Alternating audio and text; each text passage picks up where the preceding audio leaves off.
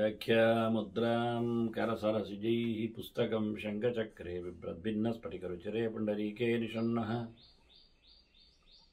अम्लानश्रीरमृतविशदैरंशभिप्लावयन् मामाविर्भूयादनगमहिमा मानसे वागधीशः। नमस्ते प्राणेश प्रणतविभवायामनिमगाः नमः स्वामिन् रामप्रियतमनुमन् गुरुगुण नमस्तुभ्यं भीम प्रबलतम कृष्णेष्ट भगवन् नमः श्रीमन्मध्वप्रदिश सुदर्शनो जय जय श्री गुरुभ्यो नमः। नारायणं सुरगुरुं जगदेकनाथं भक्तप्रियं सकललोकनमस्कृतं च त्रैगुण्यवर्जितमजं विभुमाद्यमीशं वन्दे भवग्रहम् अमरासुरसिद्धवन्द्यं नारायणं नमस्कृत्य नरं चैव नरोत्तमं देवीं सरस्वतीं व्यासं ततो ಜಯಮುದೀರಯೇ। ವೇದವ್ಯಾಸರ ಮಹಾಭಾರತದ ಚಿಂತಕರಿಗೆ ವಂದನೆಗಳು. ಶಾಂತಿ ಪರ್ವದ 240ನೆಯ ಪ್ರವಚನ ಮಂಕಿಗೀತೆ. ಭೀಷ್ಮರು ಧರ್ಮರಾಜನಿಗೆ ಹೇಳಿದ ಕಾಮತ್ಯಾಗದ ಹಿನ್ನೆಲೆಯನ್ನಿನ ಬಡತನದ ಬಗೆಯಲ್ಲಿನ ಕೆಲವು ಮಾತುಗಳನ್ನು ಆತ ಎರಡು ದುಡ್ಡು ಮಾಡಿ ಬದುಕುವ ಅಂತ ಹೆಣೆಯಲ್ಲಿ ಎರಡು ಕರುಗಳನ್ನು ತಗೊಂಡಿದ್ದ. ಅದು ಅವನಿಗೆ ಕೈಕೊಟ್ಟಿತು. ಒಂಟೆ ಅದನ್ನು ಹೊತ್ಕೊಂಡೋಯ್ತು. ಹೀಗಾಗಿ ಬಹಳಷ್ಟು ವೈರಾಗ್ಯದ ಹೊಂಡಕ್ಕೆ ಬಿದ್ದವನಾಗಿ ಮಂಕಿ ಹಳೆಯ ಕೆಲವು ಮಾತುಗಳನ್ನು ನೆನಪಿಸಿಕೊಂಡ. ಮಿಥಿಲೆಯಿಂದ ಹೊರಟ ಪರೀಕ್ಷೆ ಕಳೆದು ಹೊರಟು ನಿಂತ ಶುಕಾಚಾರ್ಯನ ಭಾವನೆಗಳನ್ನೆಲ್ಲ ಈತ ಮೆಲುಕು ಹಾಕಿಕೊಂಡು ಹೇಳಿಕೊಂಡಿದ್ದಾನೆ. ಕೆಲವು ಸ್ವಗತಗಳು ಅಲ್ಲಿ ಇದ್ದವು. ಅದನ್ನೆಲ್ಲ ಭೀಷ್ಮರು ಮತ್ತೆ ಮತ್ತೆ ಧರ್ಮರಾಜನಿಗೆ ತಿಳಿಸ್ತಾ ಇದ್ದಾರೆ. ಮೋಕ್ಷ ಧರ್ಮದ ಈ ಅವಾಂತರ ಪರ್ವದಲ್ಲಿ, ಮಹಾಪರ್ವ ಶಾಂತಿ ಪರ್ವದಲ್ಲಿ ಕೃಷ್ಣ ಒಳಗಿದ್ದುಕೊಂಡು ಭೀಷ್ಮನಿಂದ ಬಹಳ ದೂರಿಯಾದ ಪರಮ ಪುರುಷಾರ್ಥದ ಚಿಂತನೆಯನ್ನು ನೋಡ್ತಾ ಇದ್ದೇವೆ. ಅವ ಹೇಳ್ತಾನೆ, ತೃಪ್ತಃ ಸಸ್ತೇಂದ್ರಿಯ ನಿತ್ಯಂ ಯಥಾಲಬ್ಧೇನ ವರ್ತಯನ್ ನ ಸಕಾಮಂ ಕರಿಷ್ಯಾಮಿ ತ್ವಾಮಹಂ ಶತ್ರು ಆತ್ಮನ. ಕಾಮಕ್ಕೆ ಕರೆದು ಹೇಳುತ್ತಾನೆ, ನೀನು ನನ್ನ ಶತ್ರು. ನಿನ್ನನ್ನು ನಾನು ಮತ್ತೆ ನಿನಗಿಷ್ಟ ಬಂದ ಕೆಲಸ ಆಗಲಿಕ್ಕೆ ನಿನಗೆ ನಾನು ಬಿಡುವುದಿಲ್ಲ. ಯೋ ಕಾಮವೇ, ನೀನು ನಿನ್ನ ಇಚ್ಛೆಯಂತೆ ಇರಲಾರೆ. ಇಚ್ಛೆಗೂ ಕಾಮ ಅಂತ ಅರ್ಥ ಶಬ್ದ ಇದೆ. ಆದ್ರಿಂದ ನಾ ಸಕಾಮಂ ಕರಿಷ್ಯಾಮಿ, ನಿನ್ನನ್ನು ಕಾಮಸಹಿತವಾಗಿ ನಿನ್ನ ಇಚ್ಛೆಯಂತೆ ನಿನ್ನನ್ನು ಇರಲಿಕ್ಕೆ ನಾನು ಬಿಡುವುದಿಲ್ಲ. ಯಾಕೆ ನಿನ್ನನ್ನು ಶತ್ರು ಇದ್ದಿ, ಹಾಗಾಗಿ ನಾನು ನಿನ್ನನ್ನು ತೊರೆದು ಬಿಟ್ಟಿದ್ದೇನೆ. ಈಗ ನಾನು ಆರಾಮವಾಗಿದ್ದೇನೆ, ನನಗೆ ತೃಪ್ತಿ ಇದೆ, ಏನು ಕೊರತೆ ಇಲ್ಲ, ನ್ಯೂನತೆ ಕಾಣ್ತಾ ಇಲ್ಲ. ಸ್ವಸ್ಥೇಂದ್ರಿಯ, ನನ್ನ ಇಂದ್ರಿಯಗಳಲ್ಲಿ ಯಾವುದೇ ರೀತಿಯಾದಂತಹ ಬಯಕೆಗಳಿಂದಾಗಿ ಬೆಂಡಾದ ಕತೆ, ಸೋತೋದ ಬಗೆ ಏನಿಲ್ಲ, ಸಮರ್ಥವಾಗಿವೆ. ಮತ್ತೆ ನಾನೀಗ ಸಿಕ್ಕಿದ್ರಲ್ಲೇ ಪ್ರತಿನಿತ್ಯವನ್ನು ಬಯಸ್ತಾ ಇದ್ದೇನೆ, ಮುಗಿಸ್ತಾ ಇದ್ದೇನೆ. ನಿತ್ಯಂ ಯಥಾಲಬ್ಧೇನ ವರ್ತಯನ್, ಸಿಕ್ಕಿದ್ದರಲ್ಲೇ ನಾನು ನನ್ನ ವೃತ್ತಿಯನ್ನು ಬದುಕನ್ನು ದುಡ್ತಾ ಇರಲಿಕ್ಕೆ ಹೋಗಿ ನನಗೆ ನಿರೀಕ್ಷೆಗಳಿಲ್ಲ. ಇದರಿಂದಾಗಿ ನನಗೆ ಸೋಲಿಲ್ಲ. ಇದರಿಂದಾಗಿ ನನಗೆ ಇವತ್ತು ನಾಳೆ ಎಲ್ಲವೂ ಸಹ ಪರಿಪೂರ್ಣವಾಗಿ ಇದೆ ಅಂತ ತಾನು ತನ್ನನ್ನೇ ಸಮಾಧಾನ ಪಟ್ಟುಕೊಂಡು ಹೇಳುತ್ತಾನೆ. ಇದರಿಂದ ನನಗೆ ಎಷ್ಟು ಲಾಭ ಆಗಿದೆ ಕೇಳಿದರೆ, ನಿರ್ವೇದಂ ನಿರ್ವೃತಿಂ ತೃಪ್ತಿಂ ಶಾಂತಿಂ ಸತ್ಯಂ ದಮಂ ಕ್ಷಮಾಂ ಸರ್ವಭೂತ ದಯಾಂಚೈವ ವಿಧಿಮಾಂ ಶರಣಾಗತಂ. ನಾನಿದ್ದದ್ದರಲ್ಲೇ ಬದುಕನ್ನು ದೂಡ್ಲಿಕ್ಕೆ ಹೋಗಿ ಬಯಕೆಗಳಿಗೆ ಬೇಕುಗಳಿಗೆ ಬ್ರೇಕು ಹಾಕಿ ಬಯಕೆಯ ದೇವತೆಗೆ ಮತ್ತೆ ತನಗೆ ಇಷ್ಟ ಆಗುವಂತಹ ಕೆಲಸ ಮಾಡಲಿಕ್ಕೆ ನಾನು ಬಿಡದಿದ್ದಕ್ಕಾಗಿ ಇವತ್ತು ನನ್ನನ್ನೆಲ್ಲ ಕಾಲಿ ಹಿಡಿತಾ ಇದ್ದ. ಯಾರೆಲ್ಲ ನನ್ನನ್ನು ಶರಣಾಗತ್ಯರಾಗಿದ್ದಾರೆ ಕೇಳಿದರೆ, ಬಂದಿದ್ದಾರೆ ಕೇಳಿದರೆ, ನನ್ನ ಮನೆಯೊಳಗೆ ನನ್ನನ್ನು ಯಾರೆಲ್ಲ ಆಶ್ರಯಿಸಿದ್ದಾರೆ ಹೇಳಿ ಮೊದಲಿಗೆ ವೈರಾಗ್ಯ ಅಂತಾನೆ. ನಿರ್ವೇದ ವೈರಾಗ್ಯ ನನ್ನನ್ನು ಮೆತ್ತಿಕೊಂಡಿದೆ. ನಿರ್ವೃತಿ, ನಾನು ಯಾವುದೇ ಪ್ರವೃತ್ತಿಯಲ್ಲೂ ಇಲ್ಲ, ನಿವೃತ್ತಿಯನ್ನು ಪಡೆದಿದ್ದೇನೆ. ನಿರ್ವೃತಿ ಅಂದರೆ ಯಾವುದು ಬೇಕು ಅಂತ ಕಾಣುವುದೇ ಇಲ್ಲ, ಆಸೆಗಳೇ ಇಲ್ಲದ ಪರಿಸ್ಥಿತಿ. ಅಂತಹ ಅದ್ಭುತವಾದಂತಹ ಬಡದೇವತೆ ಬಡತನ ನನ್ನನ್ನು ಇವತ್ತು ಒಪ್ಪಿಕೊಂಡಿದೆ, ಶರಣಾಗಿದೆ. ಮತ್ತು ಶಾಂತಿ ದೇವತೆಯು ನನ್ನೊಟ್ಟಿಗಿದ್ದಾಳೆ, ಆರಾಮವಾಗಿದ್ದೇನೆ. ಒಂದು ಚೂರು ಮುಂದೆ ಹೇಳುತ್ತಾನೆ ಸಂಪತ್ತಿದ್ರೆ ಏನೆಲ್ಲ ಆಗ್ತಿತ್ತು ಅಂತ. ಹಾಗಾಗಿ ಶಾಂತಿ ನನ್ನ ಬಳಿ ಇದೆ, ತೃಪ್ತಿ ಪೂರ್ಣವಾಗಿ ಸೇರಿಕೊಂಡಿದೆ, ನಿಗ್ರಹ ಅದಕ್ಕಿಂತ ಮೊದಲಿದೆ, ದಮ, ಕ್ಷಮೆ, ಎಲ್ಲರನ್ನು ಕ್ಷಮಿಸ್ತೇನೆ ನಾನು. ಎಂಥ ಸಾಮರ್ಥ್ಯವೇ ಇಲ್ಲ ನೋಡಿ. ಹಾಗಾಗಿ ಆರಾಮಾಗಿ ಯಾರು ಎಂತ ಮಾಡಿದ್ರು ಯಾವುದಕ್ಕೂ ನನ್ನಲ್ಲಿ ಪ್ರತಿಕ್ರಿಯೆ ಪ್ರಬಲವಾಗಿ ಹಿಂಸಕವಾಗಿ ಇಲ್ಲವೇ ಇಲ್ಲ. ಸತ್ಯ ಅಂತೂ ಪರಿಪೂರ್ಣವಾಗಿ ಕೂತಿದೆ ನನ್ನಲ್ಲಿ. ದುಡ್ಡಿದ್ದವು ಸುಳ್ಳು ಹೇಳಬೇಕಾಗುತ್ತೆ, ನನಗೇನುಂಟು, ಏನಿಲ್ಲ. ಹಾಗಾಗಿ ನನಗಿವತ್ತು ಎಲ್ಲ ಸರ್ವಭೂತ ದಯೆ, ಎಲ್ಲ ಪ್ರಾಣಿಗಳ ಮೇಲೆ ಎಲ್ಲರ ಮೇಲೆ ನನಗೆ ಅನುಕಂಪೆ ಇದೆ. ಅಯ್ಯೋ ಪಾಪ ಅನಿಸ್ತದೆ. ಹಾಗಾಗಿ ನನಗಿಷ್ಟೆಲ್ಲ ಗುಣಗಳು ನನ್ನಲ್ಲಿ ಇವತ್ತು ಮನೆ ಮಾಡಿವೆ ಅಂತ. ತಸ್ಮಾತ್ ಕಾಮಶ್ಚ ಲೋಭಶ್ಚ ತೃಷ್ಣಾ ಕಾರ್ಪಣ್ಯಮೇವತ ತ್ಯಜಂತು ಮಾಂ ಪ್ರತಿಷ್ಠಂತಂ ಸತ್ವಸ್ತಹ್ಯಸ್ಮಿ ಸಾಂಪ್ರತ. ಶುಗ ಹೇಳಿಕೊಳ್ಳೋ ಮಾತು. ನಾನು ಹೊರಡ್ತಾ ಇದ್ದೇನೆ, ಮಿಥಿಲೆಯಿಂದ ಹೊರಡ್ತಾ ಇದ್ದಾನೆ. ಬಹಳ ದೊಡ್ಡ ಕತೆ ಮುಂದೆ ಬರುತ್ತೆ, ಇಟ್ಟುಕೊಳ್ಳುವ. ಅವನ ಪ್ರವೇಶ ಅಲ್ಲಿ ಹೋಗಿ ವೇದವ್ಯಾಸರು ಹೇಳಿತ್ತು ಕಲಿತ ಬಳಿಕ ಶುಕನಿಗೆ, ಹೋಗು ಪರೀಕ್ಷೆಗೆ ಅಂತ. ಬೇರೆ ಊರಿಗೆ ಪರೀಕ್ಷೆ ಹೋಗ್ಬೇಕು, ಪಾಠ ಹೇಳಿಕೊಟ್ಟವನು ವ್ಯಾಲ್ಯೂಯೇಷನ್ಗೆ ಬರುವುದಿಲ್ಲ, ಪರೀಕ್ಷೆ ಮಾಡಲಿಕ್ಕೂ ನಿಲ್ಲುವುದಿಲ್ಲ. ಯಾವನಿಗೆ ಗೊತ್ತು ಪರೀಕ್ಷೆ ಅಂದರೆ ಬಹಳ ಫ್ರೀ. ಹೋಗು ಮಿಥಿಲೆಗೆ, ಜನಕರಾಜನಲ್ಲಿ ಪರೀಕ್ಷೆ ಆಗ್ತದೆ ಅಂತ. ಏನು ಗಮ್ಮತ್ತೆಲ್ಲ ಮಾಡಲಿಕ್ಕೆ ಹೋಗಬೇಡ ಅಂತ ಹೇಳಿದ್ದಾರೆ.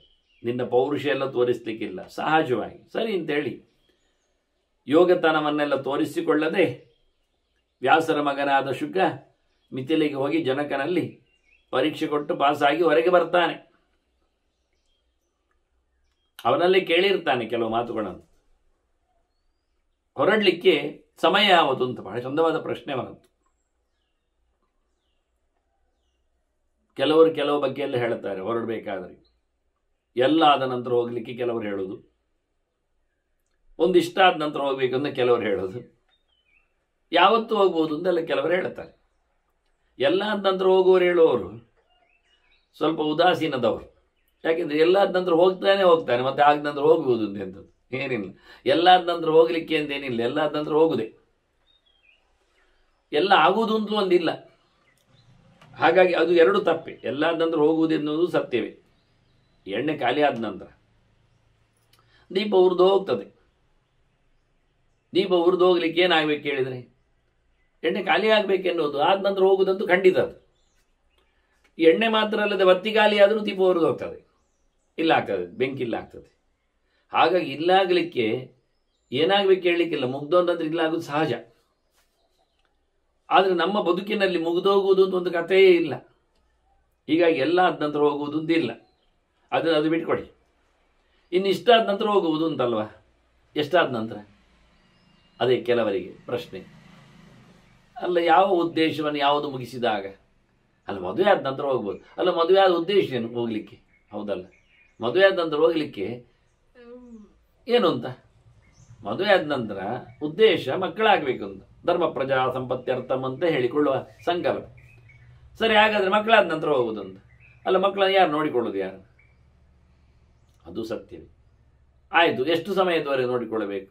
ಅವರಿಗೆ ಮದುವೆ ಆಗುವವರೆಗೂ ನೋಡಿಕೊಳ್ಬೇಕಾ ಬೇಡವಾ? ಸರಿ ಆಯಿತು, ಹಾಗಾದರೆ ಮಕ್ಕಳಿಗೆ ಮದುವೆ ಆದ ನಂತರ ಹೋಗ್ಬೋದು ಅಂತ ಹಾಗೊಂದು ಮಾಡಿಕೊಂಡ್ರು ಹೋಗುವ ಅಂತ. ಆದರೆ ಬಿಡಬೇಕಲ್ಲ, ಅವರಿಗೆ ಮಕ್ಕಳಾದಾಗ ನೋಡ್ಲಿಕ್ಕೆ ಯಾರುಂಟು? ಅಲ್ಲ, ನಿಮ್ಮನ್ನು ನೋಡಿಕೊಳ್ಳಿಕ್ಕಿದ್ರ ನಿಮ್ಮ ಅಜ್ಜಂದಿರೆಲ್ಲ? ಇಲ್ಲ ಅಂತಾದ್ರು ನಾವು ನಮ್ಮ ಮೊಮ್ಮಕ್ಕಳನ್ನು ನೋಡಿಕೊಳ್ಬೇಕಲ್ಲ. ಇದು ಒಳ್ಳೆಯ ಕಥೆ ಆಯ್ತಲ್ಲ. ಮತ್ತೆ ಹಾಗಾದರೆ ಮೊಮ್ಮಕ್ಕಳಾದ ನಂತರ ಹೋಗಿ ಮತ್ತೆ ಅವುಗಳು ದೊಡ್ಡದಾಗಬೇಕಲ್ಲ. ಮೊಮ್ಮಕ್ಕಳನ್ನು ಇವರು ತಂದೆ ತಾಯಿಗಳು ಇಬ್ಬರು ಕೆಲಸಕ್ಕೆ ಹೋಗ್ತಾರೆ, ಮೊಮ್ಮಕ್ಕಳು ಅವರ ತಂದೆ ತಾಯಿಗಳ ಹತ್ತಿರ ಬಿಟ್ಟು ಹೋಗ್ತಾರೆ. ಅವರು ಕಿಂಡರ್ ಗಾರ್ಡನ್ ಎಲ್ಲ ಇದ್ದಾಗೆ, ಬೇಬಿ ಕ್ಯಾರಿಂಗ್ ಎಲ್ಲ ಇದ್ದಾಗೆ ಅವರು ನೋಡಿಕೊಳ್ಳಿಕ್ಕೆ. ಎಷ್ಟು ಸಮಯದವರೆಗೆ ಅಂದರೆ ಅವ್ರು 10-12 ವರ್ಷ ಆಗುವವರೆಗೆ ಅವ್ರು ನೋಡಿಕೊಳ್ಳಿಕ್ಕೆ, ಯಾಕೆ ಅವ್ರು ಮತ್ತೆ ಶಾಲೆಗೆಲ್ಲ ಹೋಗಿ ಬರೋದು ಬೇಡ? ಶಾಲೆಗೆಲ್ಲ ಬಂದಾಗ ಇವರು ಆಫೀಸಿಂದ ಬಂದಿರ್ತಾರೆ. ಎಲ್ಲ ಕಡೆಯಲ್ಲಿ ಇವತ್ತು ಇರುವುದು ವೃದ್ಧರನ್ನು ಕರೆಯುವುದು ಯಾಕೆ ಕೇಳಿದರೆ ಅವರ ಮರಿಮಕ್ಕಳನ್ನು ಮೊಮ್ಮಕ್ಕಳನ್ನು ನೋಡಿಕೊಳ್ಳಿಕ್ಕೆ ಅಂತಷ್ಟೇ, ಮತ್ತೆ ಯಾವುದಕ್ಕೆ ಬೇಡ ಅವರು. ವಿದೇಶದಲ್ಲಿ ಬಹಳಷ್ಟು ಜನ ನಾನು ನೋಡಿದ್ದೇನೆ, ಇಲ್ಲಿ ಅವರನ್ನು ಕರ್ಕೊಂಡು ಹೋದದ್ದನ್ನು ನಾನು ಕೇಳಿದ್ದೇನೆ. ಬರ್ರೋ ಅಂತೇಳಿ ಅವರನ್ನೆಲ್ಲ ಪ್ಯಾಕಪ್ ಮಾಡಿಕೊಂಡು ತಗೊಂಡು ಹೋಗ್ತಾರೆ. ಏನಾದರೂ ಒಂದು ಕೆಲವು ಮಾತ್ರೆ ಕೊಟ್ಟರೆ ಆಯಿತು ಬದುಕ್ತಾರೆ ಅಂತ, ಇಲ್ಲ ಸತ್ರ ಮುಗಿದು ಹೋಗ್ತದೆ ಅಂತ. ಅದನ್ನು ನೋಡಿಕೊಳ್ಳಿಕ್ಕೆ ಫ್ರೀ ಆಯ್ತಾ ಇಲ್ಲವ? ಊಟ ಏನು ಹೆಚ್ಚು ತಿನ್ನುವುದಿಲ್ಲ, ತಿರುಗಾಡ್ಲಿಕ್ಕಂತೂ ಹೋಗುವುದಿಲ್ಲ ಅವರು. ಹಾಗಾಗಿ ಬೇಬಿ ಕ್ಯಾರ್ಸ್ ಅವರೆಲ್ಲ ಒಂದು ದೃಷ್ಟಿಯಿಂದ ಮುದುಕರು. ಅದಕ್ಕೆ ಹೇಳಿಬಿಟ್ರು ಬೇಡ ಮಾರಾಯ ಅಂದರು. ಮದುವೆ ಆದ ನಂತರ ತಾನೇ ಇದೆಲ್ಲ ಉದ್ದ ಆಗೋದು, ಮತ್ತೆ ಹೋಗುವ ಅಂತ. ಮದುವೆ ಆಗೋದು ಬೇಡ, ಮೊದಲೇ ಹೋಗ್ಬೋದು ಅಂತ ಹೇಳಿಬಿಟ್ರು. ಇದು ಗಟ್ಟಿ ಆಯಿತು ಶುಕನಿಗೆ. ಹೌದಾ? ಎಲ್ಲಿ ಅವತ್ತು ಹೊರಡ್ಬೋದಲ್ಲ, ಮತ್ತೆಂದು ಹೊರಡಬೇಕು ಒಂದು ಮನಸ್ಸು ಬಂದಾಗ ಹೊರಡಿದ್ರೆ ಆಯ್ತು. ಮದುವೆ ಆದ ತಕ್ಷಣ ಮನಸ್ಸು ಬಂದರೆ ಹೋಗ್ಬೋದು, ಹೋಗಬಾರದು ಅಂತ ಯಾರು ಹೇಳು? ಮಾಡಿಕೊಂಡಿದ್ದಾನೆ ಏನೋ ಒಂದು ಸಂಕಲ್ಪ, ಕಮಿಟ್ಮೆಂಟ್ ಅಂತ, ಅದನ್ನು ಮುರಿಬೋದು. ಮುರಿಬಾರದು ಅಂತ ಏನಿಲ್ಲ, ಸ್ವಂತಕ್ಕೋಸ್ಕರ ಏನನ್ನು ಮುರಿಬೋದು, ಯಾರ ಅಗ್ರಿಮೆಂಟನ್ನು ಮುರಿಲಿಕ್ಕೆ ಬರ್ತದೆ. ಮತ್ತು ಅದು ಮುರಿತೇನೋ ಇಲ್ಲವೋ ಅಂತ ಯೋಚನೆಯಲ್ಲಿ ಕೂತ್ಕೊಳ್ಳೋದಲ್ಲ, ಮನಸ್ಸು ಪ್ರಧಾನ. ಹೊರಟಿತು ಮನಸ್ಸು ಅಂದರೆ ಮತ್ತೆ ಇವನು ಏನು ಬಲಾತ್ಕಾರ ಮಾಡಿದ್ದು ಕೂತ್ಕೊಳ್ಳಿಕ್ಕೆ ಬರುವುದಿಲ್ಲ. ಆದದ್ದು ಉಂಟು ಕತೆ. ಮದುವೆ ಆದ ನಂತರ ಹೊರಟವನು ಇದ್ದಾನೆ, ಯಾರು ಎಳೆದಿಟ್ಟೆಲ್ಲವನನ್ನು ಹಾಕಿ ಕೂಡಿ ಹಾಕಿ ಉಪವಾಸ ಹಾಕಿ ಪೆಟ್ಟು ಹಾಕಿ ಮತ್ತೆಲ್ಲ ಕೇಳಿ ಅವನ ಹತ್ರ ಹೇಳಿದ್ದೆಲ್ಲ ಉಂಟು, ಬೋಧೆಗಳು, ಉಪದೇಶಗಳು, ವೇದಾಂತಗಳು, ಶಾಸ್ತ್ರಗಳು. ಅವನು ಕೊನೆಗೂ ಕೇಳಿದ್ದೇನೆ ಗೊತ್ತಾ, ಅವಳು ಯಾರು ಅಂತ. ನಿನ್ನ ಹೆಂಡತಿ ಮಾರಾಯ ಅಂದರೆ ನಂಗೆ ಗೊತ್ತಿಲ್ಲ ಅಂತ ಸಹಜವಾಗಿ ಹೋಗಿಬಿಟ್ಟದ್ದ ಅವ. ಇನ್ನೊಂದು ಜೊತೆಯಲ್ಲಿ ಮತ್ತೆ ಆ ಹೆಂಡತಿಯನ್ನು ಕಟ್ಟಿಕೊಂಡು ಮದುವೆಯಾಗಿ, ಅಲ್ಲ ಮದುವೆ ಆದದ್ದಕ್ಕೆ ಹೆಂಡತಿ ಕಟ್ಕೊಂಡು ಮಕ್ಕಳಾಗೋ ಅಥವಾ ಬದುಕು ಸಾಗಲಿಕ್ಕೆ ಸಾಧ್ಯ ಉಂಟಾ? ಮತ್ತೆ ಅವನು ಬಿಟ್ಟರು. ಹೌದು ಮಾರೆ, ಅವಳು ಯಾರು ಅಂತ ಕೇಳುವ ಅಷ್ಟರ ಮಟ್ಟಿಗೆ ನೀನು ಹೋಗಿದ್ರೆ ಖಂಡಿತ ಹೋಗಿಬಿಡು. ಇನ್ನು ಪ್ರಯೋಜನ ಆಗುವುದಿಲ್ಲ, ನಾವು ಬಲಾತ್ಕಾರಕ್ಕೆ ಉಳ್ಳಿರಿಸಿ ನಿನ್ನ. ಇದು ಸಹಜವಾದ ವೈರಾಗ್ಯ. ಬೇಡ ಅಂತ ಯಾವತ್ತು ಖಂಡಿತ ಯಾವತ್ತು ಯಾರು ಹೋಗ್ಬೋದು. ಯಾವ ಧರ್ಮಶಾಸ್ತ್ರವು ಅವನಿಗೆ ಅಡ್ಡಿ ಮಾಡುವುದಿಲ್ಲ, ಅವನೇನು ಹೊತ್ಕೊಂಡು ಹೋಗುವುದಿಲ್ಲ ಅಂತ. ಕಷ್ಟ ಅಂದರೆ ಅವನೆಲ್ಲ ಹೋಗುದಾದ್ರೆ ಹೋಗಿಬಿಡ್ಲಿ ಮಾರ್ರೆ, ಒಂದಿಷ್ಟು ಡೆಪಾಸಿಟ್ ಮಾಡಲಿ, ಮನೆ ಮಠ ಎಲ್ಲ ಕೊಟ್ಟು ಹೋಗಲಿ. ಯಾವನು ಹೋಗುವವನು ಹೊತ್ಕೊಂಡು ಹೋಗುವುದಿಲ್ಲ ಏನನ್ನು. ಮೈಯ ಬಟ್ಟೆಯನ್ನು ಬಿಸಾಡಿ ಹೋಗ್ಬೋದು, ಅದು ನಿಜವಾಗಿ ಹೋಗ್ಬೋದು. ಆ ನಮ್ಮನೆ ಶುಕ ಹೊರಟ ಆ ಕತೆ ಕೇಳಲಿಕ್ಕೆ ನಾವು ಕಾಯಬೇಕು, ಸುಮಾರು ತಡ ಉಂಟು ಆ ಕತೆ. ನಿಮಗೆ ಸುಮ್ಮನೆ ನಾನು ಓವರಾಲ್ ಶಾಂತಿ ಪರ್ವ ಎಲ್ಲ ಓದಿಕೊಂಡದ್ರಿಂದ ಹೇಳಿಕೊಂಡೆ ಅಷ್ಟೇ, ಹೇಳಬಾರದ್ದು ಆಗಿದ್ದರೂ ಹೇಳಿಕೊಂಡೆ ಅಷ್ಟೇ. ಇರಲಿ, ನಿಧಾನವಾಗಿ ಶುಕ ಹೇಳುತ್ತಾನೆ, ನಾನು ಹೊರಡುವಾಗ ಇವರನ್ನೆಲ್ಲ ಬಿಟ್ಟೋಗಿದ್ದೇನೆ ಅಂದ. ನೀವು ಬರಬೇಡಿ ಅಂದ.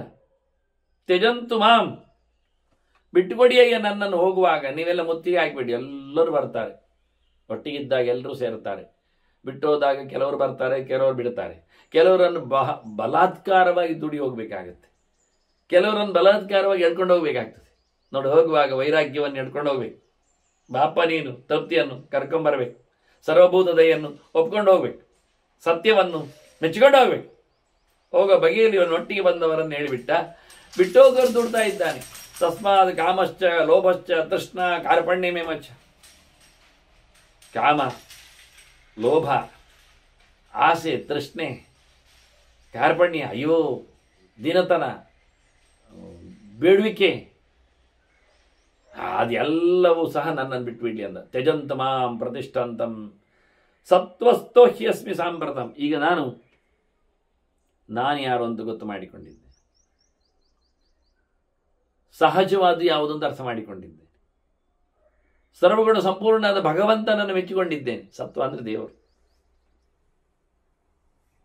ಇವತ್ತು ರಾಜಸವಾದ ತಾಮಸವಾದ ಭಾವನೆಗಳಿಗೆ ಮೋಸ, ವಂಚನೆ, ಹಾರಾಟ, ಹೋರಾಟ, ಸೋಮಾರಿತನ, ಆಲಸ್ಯ, ಇವುಗಳಿಗೆಲ್ಲ ಇವತ್ತು ನಾನು ರಜೆ ಹಾಕಿಬಿಟ್ಟಿದ್ದೇನೆ.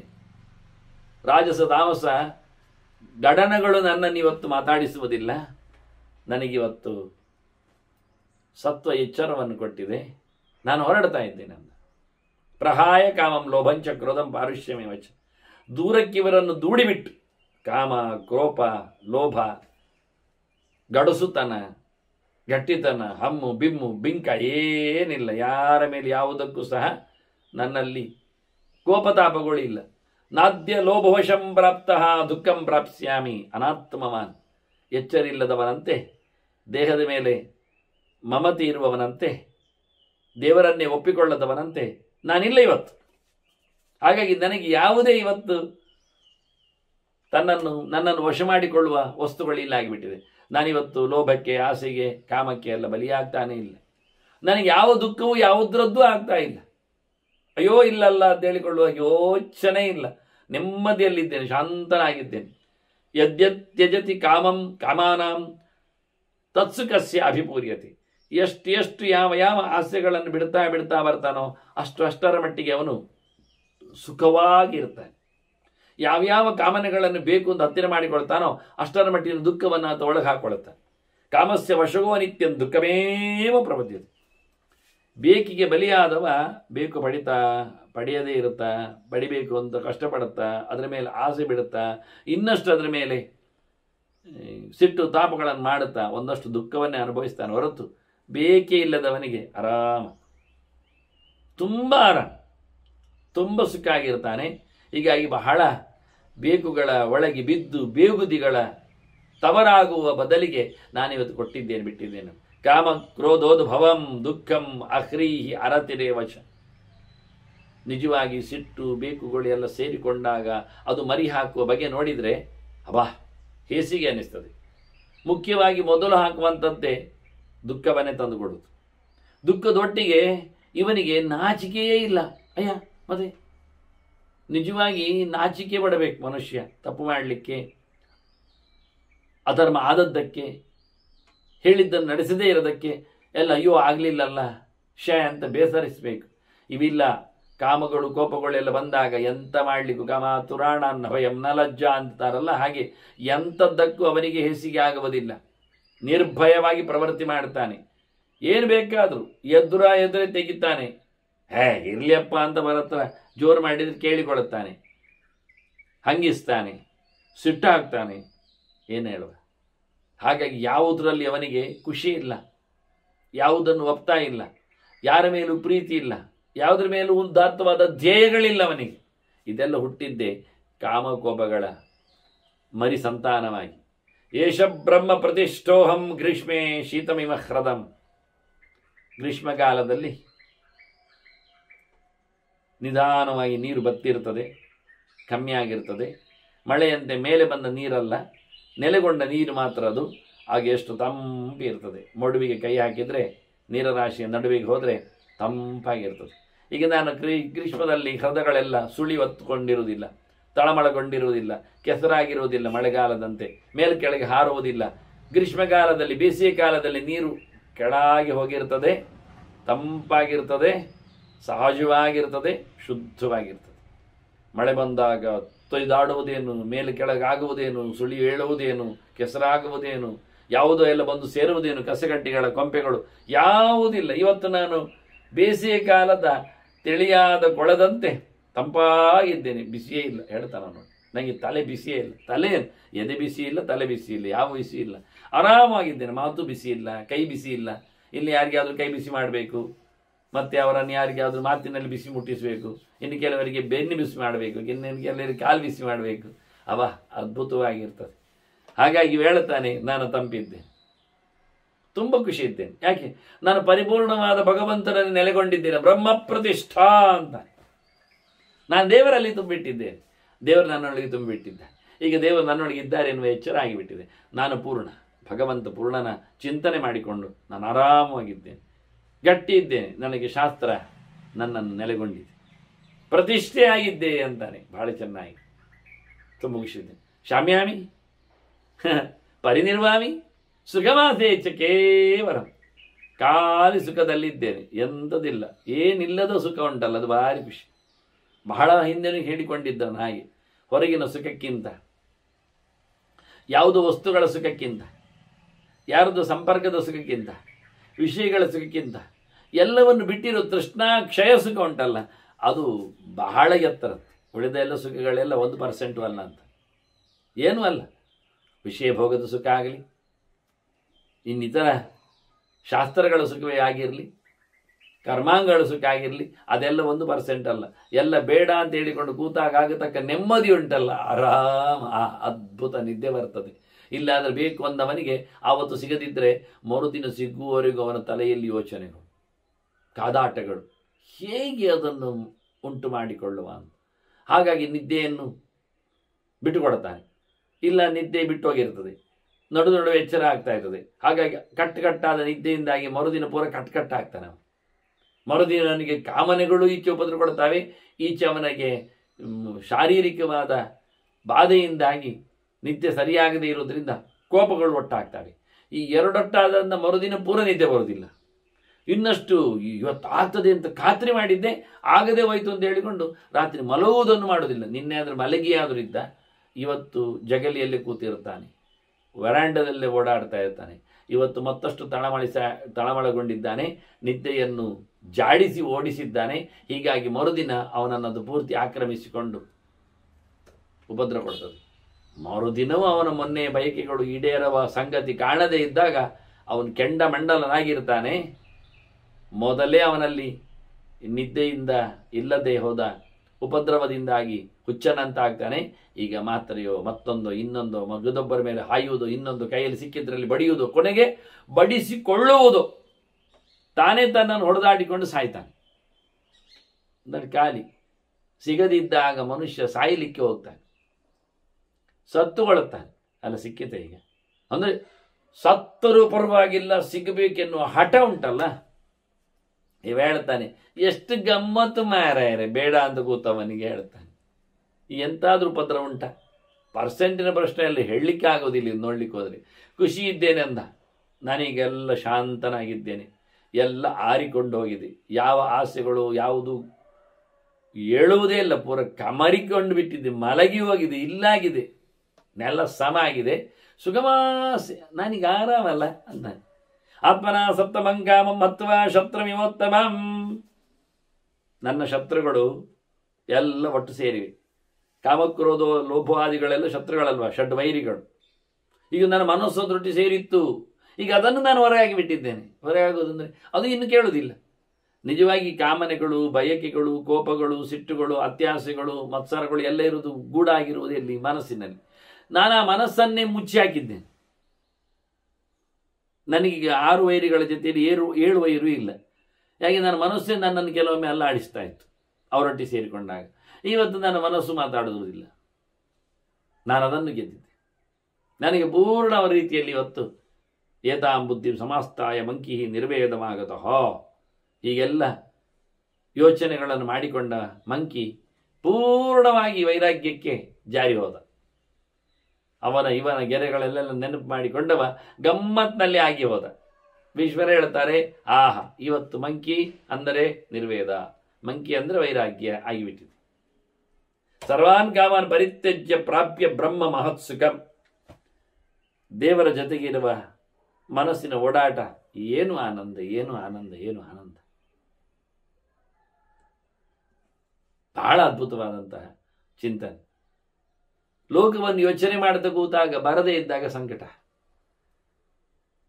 ಅದೆಲ್ಲವನ್ನು ಮರೆತು ನಿಂತಾಗ ಭಗವಂತ ಸಿಕ್ಕಿದಾಗ ತುಂಬ ಖುಷಿ. ಹಾಗಾಗಿ ಭಗವಂತನ ಎಚ್ಚರವನ್ನು ಸಂಪಾದನೆ ಮಾಡಿದ ಮಂಕಿ ಮಾತು ನಿಲ್ಲಿಸಿದ್ದಾನೆ, ಬಹಳ ಅದ್ದೂರಿಯಾಗಿ ಖುಷಿಪಟ್ಟಿದ್ದಾನೆ. ಅವನಿಗೆ ಒಂದು ಇನ್ಸಿಡೆನ್ಸ್ ಸಹಾಯ ಮಾಡಿತ್ತು ಅಂತ ಭೀಷ್ಮರು ಹೇಳ್ತಾರೆ. ಬಹಳ ಖುಷಿ ಆಯ್ತು. ದಮ್ಯ ನಾಶಕೃತೆ ಮಂಕಿ ಅಮೃತತ್ವಂಕಿಲ ಅಗಮತ್ಸ್. ಆ 2 ಕರು ತಪ್ಪಿ ಹೋಗಿ ಏನೋ ಪಾಪ ಪಳಗಿಸಿ ಅದನ್ನೇನೋ ಕೆಲಸ ಮಾಡುತ್ತೇನೆ ಅಂತ ಹೊರಟ ಮಂಕಿಗೆ 2 ಕರುಗಳು ಕೈ ಕೊಟ್ಟು ಅವನಿಗೆ ವೈರಾಗ್ಯವನ್ನು ಪೂರ ಕರುಣಿಸಿ ಹೋದು. ನೋಡು, ಕರುಣಿಸಿದ್ದ ಕತೆ ಹೇಗಿರಬೇಡ. ಭೀಷ್ಮರು ಹೇಳ್ತಾರೆ, 2 ಹೋರಿಗಳ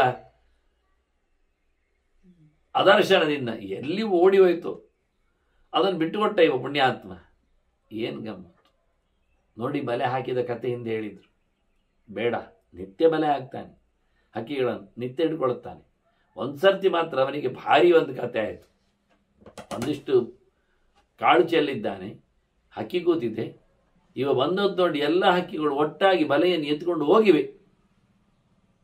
ಇವ ಓಡಬೇಕು.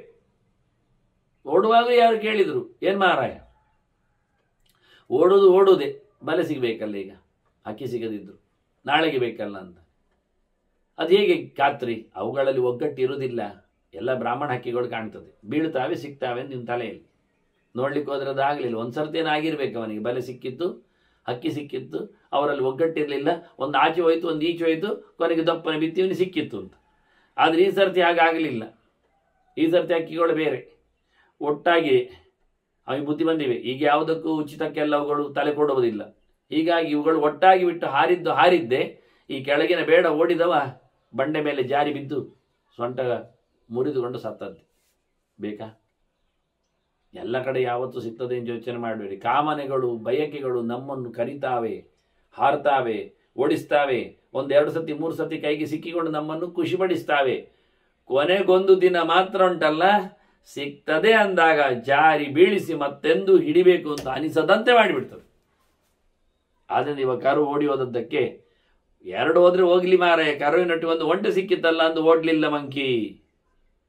ನೋಡಿ, ಯೋಚನೆ ಮಾಡಿ. ಕೇಳ್ತಾರೆ ಜನ ಕೂಡಲೇ, ಕರು ಎಲ್ಲಿ ಎಷ್ಟು ದೂರ ಓಡ್ತದೆ? ಇವನು ಓಡಿದ್ರೆ ಏನಾಗ್ತದೆ? ಓಡಿದ್ರೆ ದೊಪ್ಪ ಬೀಳ್ತಾನಿವ, ಇವನಿಗೆ ಬದುಕಬೇಕು. ಕರು ಓಡಿದಾಗ ಒಂಟೆ ಓಡಿದಾಗ ಓದ್ಲಿಕ್ಕೆ ಆಗುದಿಲ್ಲ. ಅವುಗಳು ಕಾಡಿನೊಳಗೆ ಹೋಗ್ತಾವೆ. ಇವಾಗ ಕಾಡಿನೊಳಗೆ ಬೊಬ್ಬೆ ಹಿಡ್ಕೊಂಡೇ ನನ್ನ ಕರು ಅಂತ ಹೇಳಿಕೊಂಡು ಹೋದ್ರೆ ಬೇರೆ ಕಾಡಿನ ಪ್ರಾಣಿ ಇವನ ಮೇಲೆ ಹಾರಿದ್ರೆ ನೀವು ಹೇಳಿಕೊಡಬಹುದು 2 ಕರುವಿನ ಜೊತೆಲಿ 1 ಒಂಟೆ ಫ್ರೀ ಅಂತ. ಉಚಿತಕ್ಕೆಲ್ಲ ಮಂಡೆ ಹಾಕುವ ಮಂಕಿ ಅಲ್ಲವ. ನಿಜವಾಗಿ ಆಂಗ್ಲದ ಮಂಕಿ ನಾವು ಆಗ್ತೇವೆ ಆ ದೃಷ್ಟಿಯಿಂದ. ಅವನು ನೋಡಿ ಶುದ್ಧ ಮಂಕಿ, ಎಲ್ಲವನ್ನು ತೊರೆದ. 2 ನಮ್ಮ ಕಣ್ಣೆದುರು 2 ಕರುಗಳೇನು, 2 ಜನರು 10 ಜನರು ಹೋದ್ರೂ ನಮಗೆ ಎಚ್ಚರ ಆಗುವುದಿಲ್ಲ. 10 ವಸ್ತುಗಳನ್ನು ಕಳ್ಕೊಂಡ್ರೂ ನಮಗೆ ಎಚ್ಚರ ಆಗುವುದಿಲ್ಲ. ಅದಕ್ಕೆ ಮಂಕಿ ಗೀತೆ ಅಂತ ಹೆಸರು. ಅಷ್ಟು ಚೆನ್ನಾಗಿದೆ. ಖಾಲಿ ಅದ್ಭುತವಾಗಿ ಬಿಟ್ಟು ಪೂರ್ಣವಾದ ವೈರಾಗ್ಯಕ್ಕೆ ಜಾರಿ ಭಗವಂತನೆಡೆಗೆ ಸಾಗ್ತಾ ಅಮೃತತ್ವವನ್ನು ಪಡೆದ ಅಂತಾರೆ. ಮೋಕ್ಷದೆಡೆಗೆ ಸಾಗಿದ ಮೋಕ್ಷ ಸುಖ ಅವನಿಗೆ ಸಿಗುವಂತಾಯಿತು, ಭಗವಂತ ಸಿಕ್ಕಿದ ಅಂತಾರೆ. ಅಕ್ಷಿನತ್ ಕಾಮಮೂಲಂ ಸಹ ತೇನ ಪ್ರಾಪ ಪರಾಂಗತಿ. ಅವನು ಎಲ್ಲಿಗೆ ಕೊಡಲಿ ಹಾಕಿದ ಅಂದರೆ ಬೇರಿಗೆ ಹೊಡೆದ, ಬಯಕೆಗಳ ಬೇರನ್ನೇ ಕಿತ್ತಾಕಿದ. ಸಂಕಲ್ಪವೇ ಬೇಡ ಅಂತ ಹೇಳಿದ್ನಲ್ಲ, ಬೇಕೋ ಬೇಡವೋ ಯೋಚನೆ ಮಾಡುವುದೇ ಇಲ್ಲ, ಯೋಚನೆಯೇ ಇಲ್ಲ. ಅದನ್ನ ಕಾಮದ ಮೂಲಕ್ಕೆ ಕೊಡಿಯಲ್ಲಿ ಹಾಕ್ಲಿಕ್ಕೆ ಹೋಗಿ ಬಹಳ ಅದ್ಭುತವಾದ ಕೃಷ್ಣನ ಮಹತ್ವ ಅದನ್ನು ಹೇಳಿತ್ತು. ಅಸಂಗ ಶಸ್ತ್ರೇಣ ದೃಢೇನ ಚಿತ್ವಾ ಹೇಳಿಕೊಂಡು ಇದರ ಮೂಲವನ್ನೆಲ್ಲ ಕಡ್ದಾಕಿ ಬಿಡು, ಮತ್ತೆ ಚಿಗುರಬಾರದು. ನಾವು ಮೇಲಿಂದ ಮೇಲೆ ಬ್ಲೇಡ್ ಹಾಕಿದ್ರೆ ಅಥವಾ ಕೊಟ್ರೆ ಹಾಕಿದರೆ ಅದು ಬೇರಲ್ಲೇ ಉಳಿತದೆ. ಮತ್ತೆ ಮಳೆ ಬಂದಾಗ ಮತ್ತೆ ಚಿಗುರುತ್ತೆ, ಮತ್ತೆ ಹಾವಸ್ಯಗಳು ಎದ್ದೋಡ್ತಾವೆ. ಮನುಷ್ಯ ಮತ್ತೆ ಕೊಟ್ರೆ ಆಗಬೇಕಾಗ್ತದೆ ಮತ್ತೆ ಹೇಳ್ತದೆ. ಆದ್ದರಿಂದ ಬಯಕೆಗಳೆಲ್ಲ ಒಳಗೆ ಕೂತಿದ್ದು ಇನ್ನಷ್ಟು ದಪ್ಪನೆ ಬೆಳೆಯುವಂತೆ ಮಾಡಬಾರದು. ರೂಟ್ ಕ್ಯಾನಲ್ ಬೇರು ಸಮೇತ ತೆಗೆದು ಬಿಡು. ಬಹಳ ಅದ್ಭುತವಾದ ಮಾತು. ಮಂಕಿ ತುಂಬ ಖುಷಿಯಾಗಿ ಉತ್ತಮವಾದ ಗತಿಯನ್ನು, ಎತ್ತರದ ಸ್ಥಿತಿಯನ್ನು ಖುಷಿಯಲ್ಲಿ ಪಡೆದುಕೊಂಡ ಅದರ ಬೇರಿಗೆ ಕೈ ಹಾಕಿ ಅವುಗಳನ್ನು ಎಸೆದು ಬಿಡುವ ಮೂಲಕ. ನೋಡಿ, ಜನಕನ ಮಾತು ಗೊತ್ತಿಲ್ವ ನಿನಗೆ ಅಂತಾರೆ ಭೀಷ್ಮರು ಧರ್ಮರಾಜನಿಗೆ. ಏನು ಹೇಳಿದ್ದ ಮಿಥಿಲೆ? ಈ ಅರಸ ಮಿಥಿಲೆಗೆ ಬೆಂಕಿ ಬಿದ್ದಾಗ ಭಾಳ ಅದ್ದೂರಿಯಾಗಿ ಮಾತುಕೊಂಡಿಲ್ಲ ಅವನು, ಹೇಳಲಿಲ್ವ? ಎಷ್ಟು ಖುಷಿ ಇದ್ದವನು. ಅನಂತಮೇವಮೇ ವಿತ್ತಂ ಯಸ್ಯವೇ ನಾಸ್ತಿ ಕಿಂಚನ ಮಿಥಿಲಾಯಾಂ ಪ್ರದೀಪ್ತಾಯಂ ನಮೇ ದಕ್ಯದಿ ಕಿಂಚನ ಅಂದವ. ಯಾರ ಬಂದು ಕೋಟೆ ಕಾವಲಿನವ ಬಂದು ಹೇಳ್ತಾನೆ, ಅವ ಸತ್ಸಂಗದಲ್ಲಿ ಕೂತಿದ್ದ ಅರಸ ಜನಕ. ಕೋಟೆ ಕೊತ್ತಲ ಕಾಯುವವು ಬಂದು ಹೇಳ್ತಾನೆ, ಅರಸರೇ, ಅರಮನೆಗೆ ಮಿಥಿಲೆಗೆ ಬೆಂಕಿ ಬಿದ್ದಿದೆ ಅಂತ. ಮಾತಾಡೇ ಇಲ್ಲ.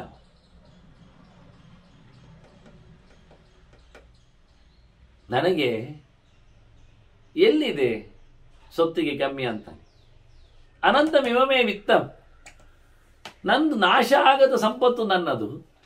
ಬೆಂಕಿ ಬೀಳಲಿ, ನೀರು ಬೀಳಲಿ, ಕಳ್ಳರು ಬರಲಿ, ಇನ್ನೇನೋ ಹಾವಳಿಗಳೆಬ್ಬಿಸಲಿ, ನಂದು ಖಾಲಿಯಾಗದಷ್ಟು ಸಂಪತ್ತಿದೆ. ಆದರೆ ನಂದು ಸಾವು ನೋವುಗಳಿಗೆ ತೆರೆದುಕೊಳ್ಳುವ ಸೊತ್ತೇ ನನ್ನದಲ್ಲ. ಹಾಗಿರುವಾಗ ಏನಾಯಿತು ಅಂತ ಸುಮ್ಮನೆ ಕೂತಿದ್ದಾನೆ. ಯಾರೋ ಒಬ್ಬ ದೊಡ್ಡ ಸಾಹುಕಾರ ಬೆಳಿಗ್ಗೆ ಎದ್ದಾಗ ಬಾಗಿಲು ತೆರೆದಿತ್ತು ಅಂತ ಹೇಳಿ ಯಾರೋ ಕಳ್ಳರು ಬಂದಿದ್ದಾರೆ ಅಂತ ಅನಿಸಿದ್ರೆ, ಹೌದು ಅಂತ ಆಗಿದ್ರು, ಹೊತ್ಕೊಂಡು ಹೋಗಿದ್ದಾನೆ ಅಂತ ಕಂಡ್ರು ಸಹ ಎಷ್ಟು ತಗೊಂಡು ಹೋಗ್ತಾನೆ ಅಂತಾನೆ. ಯಾಕೆ? ಕಂಡೇ ಬಟ್ಟೆ ಉಂಟು ಅವನ ಹತ್ರ. ಕೊಳ್ಳೆ ಹೊಡ್ಕೊಂಡು ಹೋದ್ರು ಮತ್ತು ಉಳಿಯುವಷ್ಟುಂಟು. ಅಮಾದ್ಯದಿಂದ್ರ ಸೋಮೇನು ಹೇಳಿದಾಗೆ ಮರುತನ ಯಜ್ಞದಲ್ಲಿ ಇನ್ನು ಮುಂದೆ ಬರತಕ್ಕ ಕತೆ, ಅದು ನಾವು ಹಿಂದೆ ಕೇಳಿ ಆಗಿದೆ ಮಾತ್ರ. ಧರ್ಮರಾಜನ ಅಶ್ವಮೇಧ ಯಾಗಗಳ ಬಗ್ಗೆ ನಾವು ನೋಡುವಾಗ ಸಂಪತ್ತಿನ ಕತೆ, ಅವನು ಹಿಮಾಲಯದಿಂದ ಬದಿಯಿಂದ ತಂದಿದ್ದಾನೆ, ಹಿಂದಿನವರು ಯಜ್ಞ ಮಾಡಿದ ಉಳಿದ ಸೊತ್ತುಗಳು, ಅದಕ್ಕೂ ಜನ ಉಂಟು ಬಿಡಿ. ಆಗ ಹೊತ್ಕೊಂಡು ಹೋಗ್ಲಿಕ್ಕೆ ಆಗದೆ ದಾನ ದಕ್ಷಿಣೆಗಳೆಲ್ಲ ಸುಮಾರು ಬಿಟ್ಟು ಹೋದತ್ತು. ಬಹಳಷ್ಟು ಪಡ್ಕೊಂಡು ಹೋಗಿದ್ದಾರೆ. 99% ತಗೊಂಡೋಗಿದ್ದಾರೆ ಅವರವರು. ಆದರೂ 1% ಉಳಿದಿದೆ. ಆ 1% ಅಂದರೆ ಅಷ್ಟು ರಾಶಿ ಉಂಟು. ಉಳಿದೋದತ್ತು, ಬಿಟ್ಟು ಹೋದತ್ತು, ಬೇಡವಾದತ್ತು ಯಾರಿಗೂ ಎಂದು ಅದರ ನೆಲೆಯಲ್ಲಿ ಅದನ್ನು ತಂದು ಮತ್ತೆ ಧರ್ಮರಾಜ ಅಶ್ವಮೇಧ ಯಾಗವನ್ನು ಮಾಡಿದ್ದು. ಅದ ಕತೆ ನಾವು ಕೇಳಿ ಆಗಿದೆ ಬಿಡಿ, ನಾನು ಹೇಳಿ ಬಿಟ್ಟಿದ್ದೇನೆ. ಆದರೆ ಇಲ್ಲಿ ಯೋಚನೆ ಮಾಡಲಿಕ್ಕೆ ಹೋದರೆ ಹೇಳಿದ್ದು.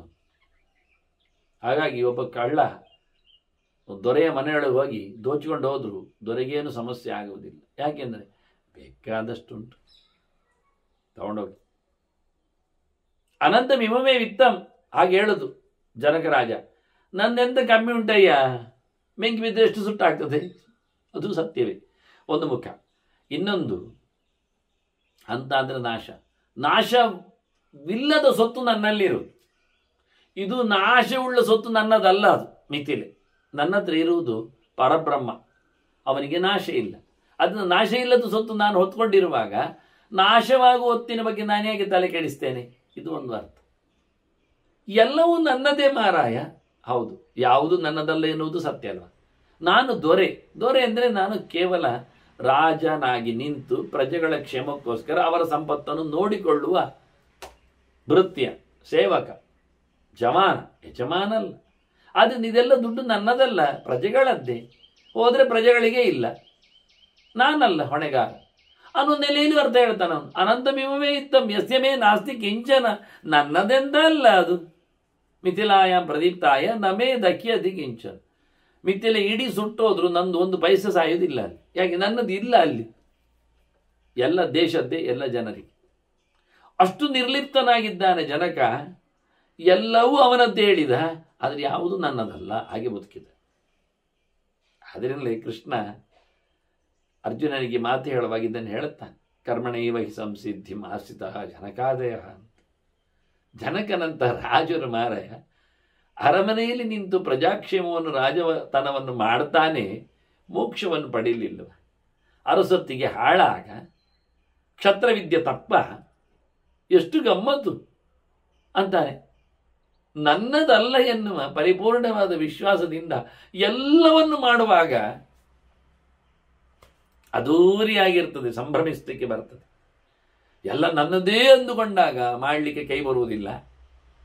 ನೋಡಿ, ದಾನ ಮಾಡಿದ್ದು ರಾಜಸೂಯದಲ್ಲಿ ಪ್ರತಿಜಗ್ರಾಹ ದುರ್ಯೋಧನ ಬಂದ ದುಡ್ಡುಗಳನ್ನೆಲ್ಲ, ಕಪ್ಪ ಕಾಣಿಕೆಗಳನ್ನೆಲ್ಲ ತಗೊಳ್ಳಿಕ್ಕೆ ದುರ್ಯೋಧನ. ಆದ್ರಿಂದ ಅವನಿಗೆ ಕೈ ಪುರುಸೋತೆ ಆಗಲಿಲ್ಲಂತೆ. ಯಬ ಹೇಳ್ತಿದ್ದ. ಯಾವನೊಬ್ಬನು 1000ಕ್ಕಿಂತ ಕಮ್ಮಿ ನಾಣ್ಯವೇ ಕೊಟ್ಟಿರಲಿಲ್ಲ ಬಂಗಾರ. ಏನು ಬಂದು ಬಿದ್ದಿದೆ ಅಂತ ಅಪ್ಪನ ಹತ್ರ ಹೇಳ್ತಾನೆ. ಯಾಕೆ? ತಗೊಂಡದ್ದೇ ಅವನು. ದೊಡ್ಡಣ್ಣ ಹೇಳಿಕೊಂಡು, ದೊಡ್ಡ ಜನ ಹೇಳಿಕೊಂಡು ಧರ್ಮರಾಜ ಕಪ್ಪ ಕಾಣಿಕೆ ಕೊಟ್ಟವರನ್ನೆಲ್ಲ ದುರ್ಯೋಧನಲ್ಲಿ ಕಳಿಸಿದ್ದ ಅವನು ತಗೊಳ್ಳಿಕ್ಕೆ ಅಂತ. ದಾನ ದಕ್ಷಿಣೆಗಳಲ್ಲೆಲ್ಲ ವಿದುರಾದಿಗಳನ್ನು ನೇಮಿಸಿಕೊಂಡಿದ್ದ, ಕರ್ಣಾದಿಗಳನ್ನು ಹಾಕಿಕೊಂಡಿದ್ದ. ಅವರು ಎತ್ತಿ ಗಮ್ಮತ್ ಕೊಡೋದು. ಯಾಕೆ? ಅವರದಲ್ಲ, ಗಮ್ಮತ್ ಕೇಳಿ. ಆಗ ಒಂಚೂರು ಸ್ವಾರ್ಥವೂ ಇಲ್ಲ, ಮಮತೆ ಇಲ್ಲ, ಖುಷಿ ಕೊಡುವಾಗ. ಯಾಕೆ? ಕೊಡ್ಲಿಕ್ಕೆ ಹೇಳಿದರೆ ಕೊಡ್ಲಿಕ್ಕೆ ಉಂಟು, ನಾನು ಕೊಡುವಾಗಿದ್ದೇನೆ ಅಂತ. ಏನು ಅದ್ಭುತ. ಹಾಗೆ ಜನಕರಾಜ ಬದುಕಿದ್ದ ಹಾಗೆ ನಾವು ಹಾಗೆ ಬದುಕಬೇಕು. ಒಟ್ಟಾದಾಗ ಎಲ್ಲ ಅದನ್ನು ಎತ್ತಿ ಕೊಟ್ಟು ಹೋಗುವುದರಲ್ಲಿ ಖುಷಿ ಪಡಬೇಕು. ಬಿಟ್ಟು ಹೋಗುವುದು ಎಲ್ಲರೂ ಬಿಟ್ಟು ಹೋಗ್ತಾರೆ, ನಾಚಿಕೆ ಕೇಳು. ಕೊಟ್ಟೋದ್ರೆ ಭಾರಿ ಖುಷಿ. ಏನು ಉಳಿಲಿಲ್ಲ ಒಳಗೆ, ಕೊಟ್ಟರೆ ಹಾಕಿದ್ರೆ ಏನು ಸಿಗಬಾರ್ದು. ಎಲ್ಲವೂ ಆತ್ಮಸಾತ ಆಗಿರಬೇಕು. ಭಗವಂತನ ಪ್ರತೀಕಗಳಿಗೆ ಅದು ಹಂಚಿ ಬಂದಿರಬೇಕು. ಅಷ್ಟು ಅದ್ಭುತವಾಗಿ ಜನಕರಾಜನ ಚಿಂತನೆಯನ್ನು ಭೀಷ್ಮರು ನೆನಪಿಸ್ತಾರೆ. ಇಲ್ಲೇನು ಮತ್ತೊಂದು ಹೇಳಲಿಯ, ಬೋಧ್ಯನ ಕಥೆ ಅಂತಾರೆ.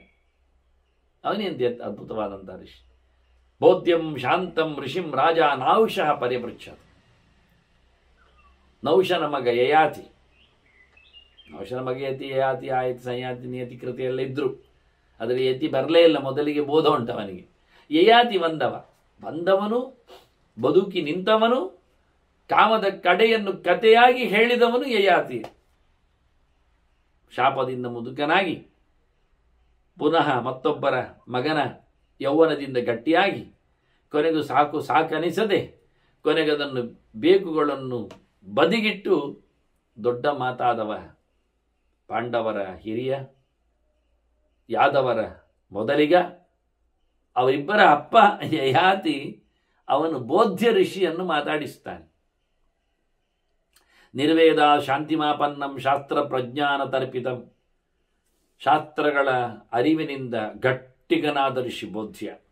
ನಿಜವಾಗಿ ಒಳ್ಳೆ ತಿಳ್ಕೊಂಡವ, ತಿಳಿಸಲು ಯೋಗ್ಯನಾದವ, ಪೂರ್ಣ ವೈರಾಗ್ಯದಲ್ಲಿ ಶಾಂತನಾಗಿದ್ದವ, ಪೂರ್ಣ ಶಾಂತಿಯನ್ನು ಪಡೆದು ನಿಂತವ.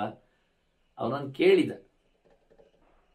ಹೇಳ್ತಾನವನ ಹತ್ರ, ಉಪದೇಶಂ ಮಹಾಪ್ರಾಜ್ಞ ಶಮಸ್ಯ ಉಪದಿಶಸ್ವಮಿ, ನನಗೆ ನೀನು ನೆಮ್ಮದಿಯ ಪಾಠವನ್ನು ಮಾಡಬೇಕು,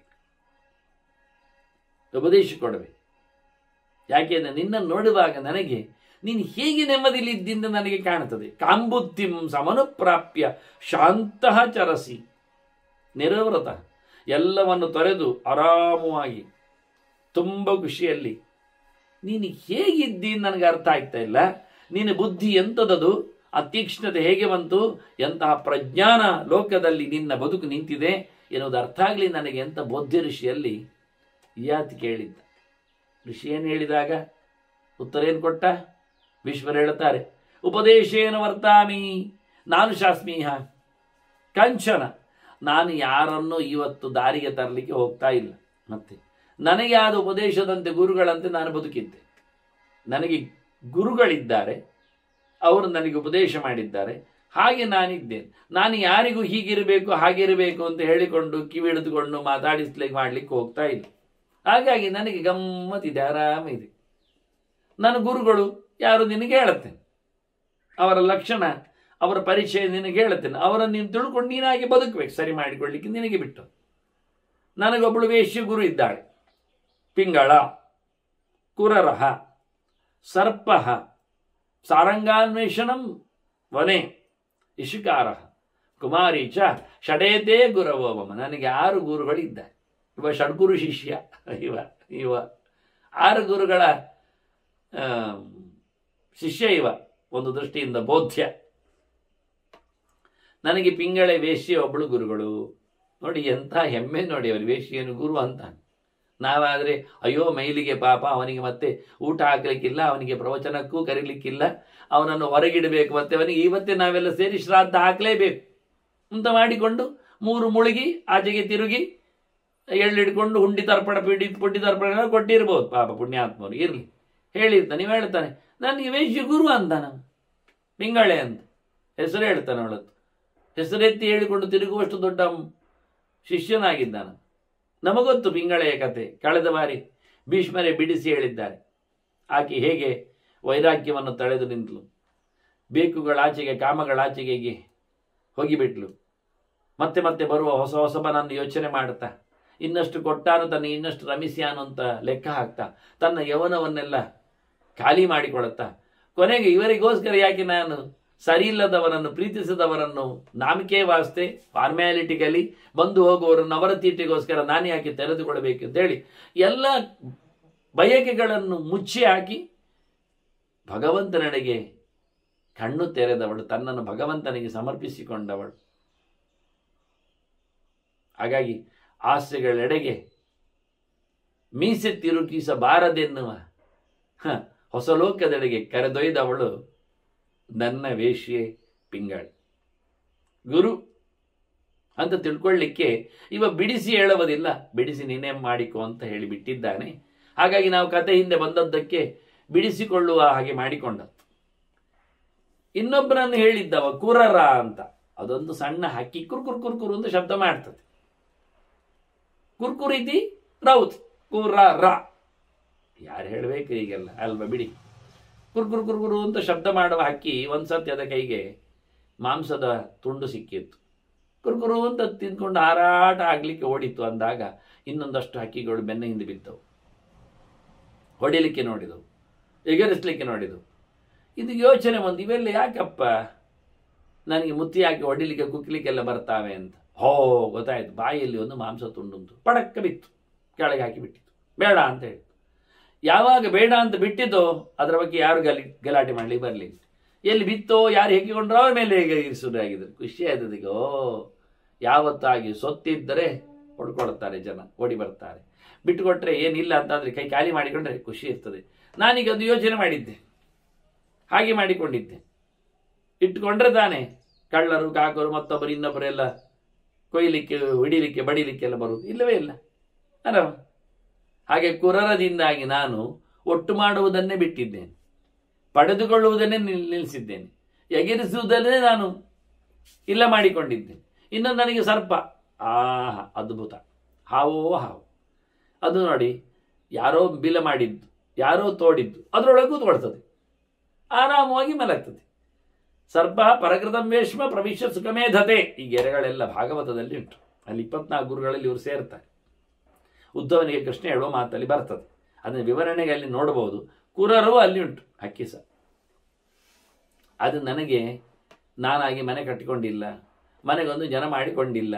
ಅದಕ್ಕೆ ಮತ್ತೆ ಮನೆ ಆದ ತಕ್ಷಣ, ಮನೆ ಮಾಡಿತೆ ಅಂದ ತಕ್ಷಣ ಬಟ್ಟೆ ಬರೆ ಒಗೆತ, ಮತ್ತೊಂದು ಇನ್ನೊಂದು ಗುಡಿಸುವುದು, ಕಸ ಬಿಸಾಡುವುದು, ಆ ನಂತರ ಮತ್ತೆ ಹೊಸದು ತರುವುದು, ಇನ್ನೊಬ್ಬರಿಗೆ ತೋರಿಸುವ ಹಾಗೆ ಕೂತ್ಕೊಳ್ಳುವುದು, ಮುಚ್ಚಿಕೊಂಡು ಹೋಗುವುದು, ಬಿಚ್ಚಿಕೊಂಡು ಬರುವುದು, ಇವೆಲ್ಲ ಬೇಡವೇ ಬೇಡ. ಆಟ ನಾಟಕ, ಮತ್ತೊಂದು ಇನ್ನೊಂದು, ಮತ್ತೆ ಗೃಹ ಪ್ರವೇಶ, ಅದಕ್ಕೆ ನಾಯಿ ಒಳಗೆ ಹೋಗ್ಲಿಕ್ಕೆ, ಮತ್ತೆ ದನ ಬರ್ಲಿಕ್ಕಿದ್ರೆ ಯಾರದ್ದು, ಇವೆಲ್ಲ ಎಂತ ಕರ್ಮಕ್ಕೆ? ಮನುಷ್ಯರೇ ಭಯಂಕರ ಬಗೆಯ ಪಶುಗಳಾಗಿದ್ದಾವೆ. ಹುಲಿಯಂತೆ, ಸಿಂಹದಂತೆ, ಕರಡಿಯಂತೆ, ಮಂಗನಂತೆ, ನಾಯಿಯಂತೆ, ನರಿಯಂತೆ ಅವರೇ ಇರುವಾಗ ಪ್ರವೇಶದಲ್ಲಿ ಮತ್ತೆ ಬೇರೆ ಬೇಕಾ?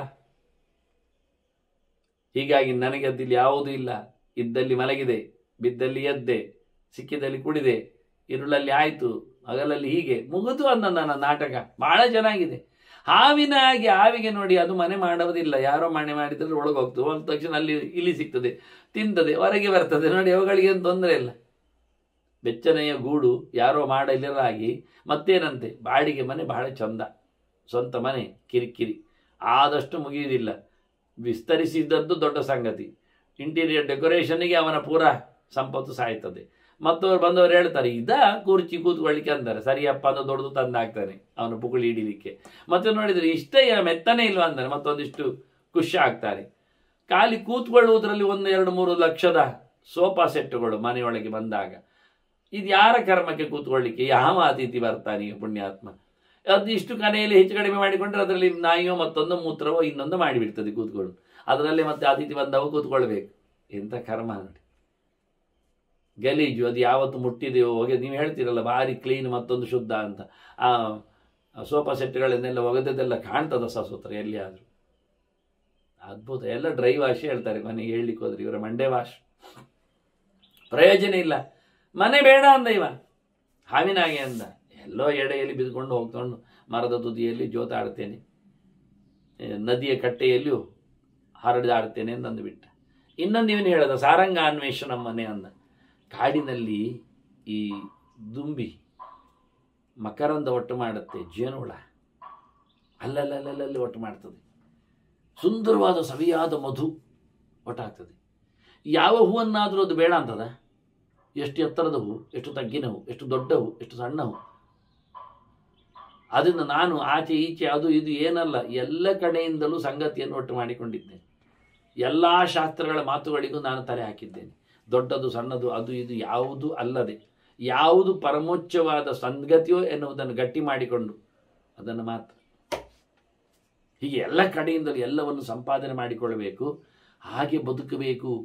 ಸಂಗ್ರಹ ಅದು ಅವಸಾನಕ್ಕೆ ಯಾವತ್ತೂ ಬಿಡುವುದಿಲ್ಲ. ಅಣಭ್ಯಶ್ಚ ಮಹದ್ಭ್ಯಶ್ಚ ಶಾಸ್ತ್ರೇಭ್ಯ ಕುಶಲೋನ್ನರ ಸಮತ ಸಾರಮದ್ಯ ಪುಷ್ಪೇಭಿವ ಷಡಪದ ಅಂತ ಅಲ್ಲಿನ ಗೆರೆ. ಇವಾಗ ಅಲ್ಲಿ ಸೂಚನೆ ಮಾಡಿಕೊಟ್ಟದ್ದಷ್ಟೇ, ನಾನು ಹೇಳೋದಿಲ್ಲ ಅಂತ ಹೇಳಿಬಿಟ್ಟಿದ್ದಾನೆ ಬೋಧ್ಯ. ತಿಳ್ಕೋ, ನನಗೆ 6 ಗುರುಗಳು, ನಾನು ಆರಾಮಿರ್ಲಿಕ್ಕೆ ಇವೊಬ್ಬ, ಇದು ಒಂದು ಮತ್ತು ಒಂದುಂಟು ಅಂತಾನೆ. ಇಶುಕಾರ, ಬಾಣ ಮಾಡುವವ, ಬಾಣ ಹೂಡಿದವ ಅಲ್ಲ, ಇಲ್ಲಿ ಬಾಣ ಮಾಡುವವ ಇಶುಕಾರ. ಅವೇನು ಮಾಡ್ತಾನೆ, ಬಿಲ್ಲು ಮಾಡ್ತಾ ಇದ್ದಾನೆ, ಹರೀತ ಸಪೂರ ಚಕ ಚಕ ಚಕ ಅಂತ ಕೆತ್ತಿ ಕೆತ್ತಿ ಕೆತ್ತಿ ಕೆತ್ತಿ ಕೆತ್ತಿ. ಆಗ ಪಕ್ಕದಲ್ಲಿ ರಾಜ ಹೋಗಿದ್ದಾನೆ, ಅವನಿಗೆ ಗೊತ್ತೇ ಇಲ್ಲ. ಅವನು ಇಲ್ಲೇ ಏಕಾಗ್ರನಿದ್ದಾನೆ, ಅದು ಎಷ್ಟು ಚೂಪಾಗುವುದನ್ನೇ ನೋಡ್ತಾ ಇದ್ದಾನೆ. 2 ಕಣ್ಣಿನ ತುದಿ ಒಟ್ಟಾಗಿದೆ ಅವನಿಗೆ, ಬಾಣದುದ್ದಿಯಲ್ಲಿ.